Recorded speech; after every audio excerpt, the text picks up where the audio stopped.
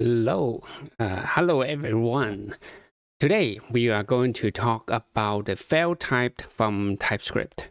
So have you think about how can you get better type error at the type level, right? In JavaScript, you can throw errors, right? You can do in any code, you can just throw new error, and you can extend, well, if I can spell, right, you can throw error with some message, and you can extend the error type to do other things, right? But when at the type level, a lot of times you don't have that. Right, and if you work on TypeScript for a while, you know the error, when there's something go wrong, the error message that you get from the type could be very daunting to understand. Right, so for that, I would shout out to Matt that he created a total TypeScript, right? Maple Code, and it is a great extensions in VS Code, and feel free to check it out. You can use it to learn some of the basic type, and it helps you to provide better error translation to make it a little bit easier to understand what the hell is going on, right? But that is for the default types, right? And when you're working on your own type, what can you do? Right. So here is what I have provide in Type Plus, and you can feel free to use it. But I'll go through that and go through why I'm doing it or how I'm doing it, and then for more complex case, would be best for you to create your own, these failed types. So without further ado, well, let's get going. And since I already played the intro, let's continue. So over here, this is the failed type that we're talking about, right? So the key is, so you can see over here, when something failed, right? So you can see, when you hover on the type, it will show the error message. That's about it. So say, for example, over here, when I hover over it, I can see the message, right? So that's the whole point.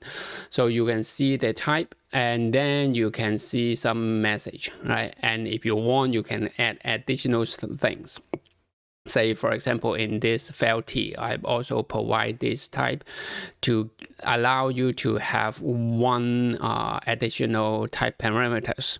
So you can do this, and in the equal, you can see that they say it failed T, and you have a message, say type should be, and this, right? A more useful case, it would be something like this.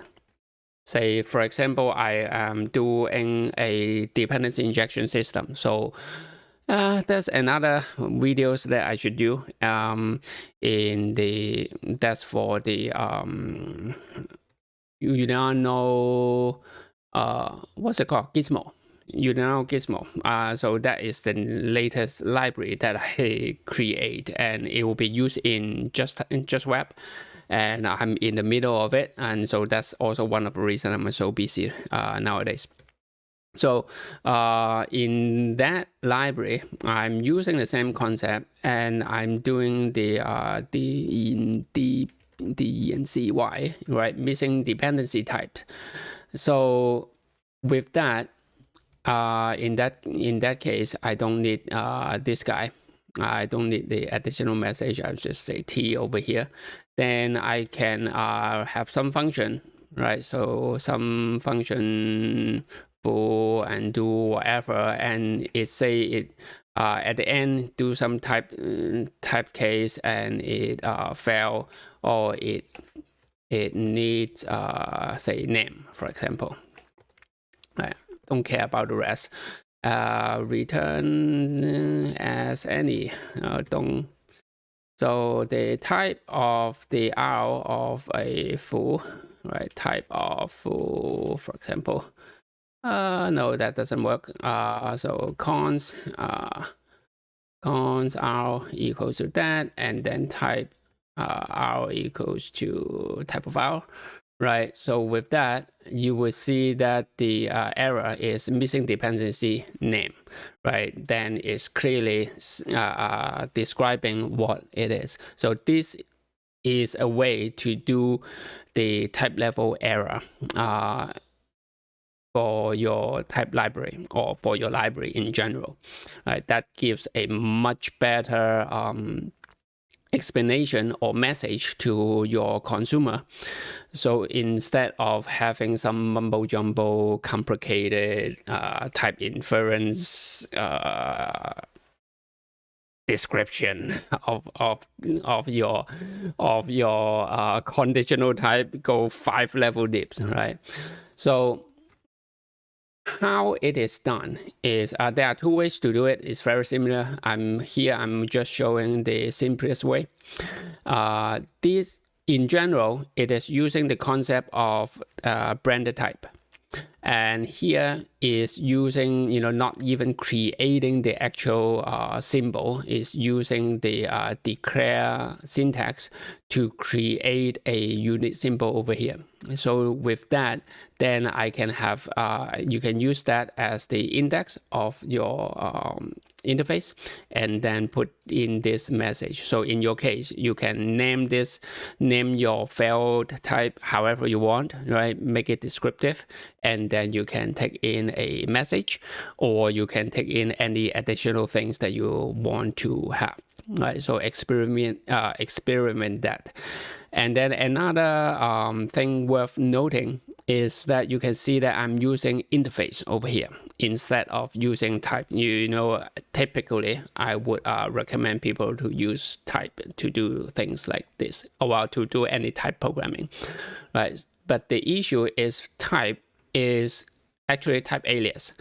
So when you're just doing assignment, when in actual usage, maybe the TypeScript will not resolve the type for you, but that would be up to how TypeScript process it. Does it have the is your type complex enough that TypeScript say, hey, enough is enough, I'm not going to go further, and then just returning the name of the type.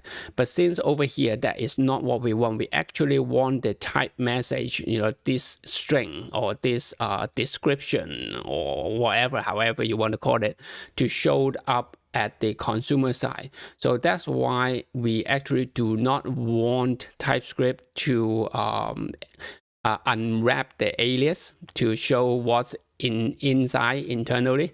So that's why here we are using the interface, right? So with that, then this will be, TypeScript will take it as a face value, right? Because the interface is an interface, right? It is not an alias. It cannot resolve further to something else. Right, so that's why it is a interface, and then over here is using a symbol. Of course, you can create a actual symbol, right? Say y equals to symbol, right? Symbol, right? And then use this y over here, right? That will also work, right? So you can see that also work over here.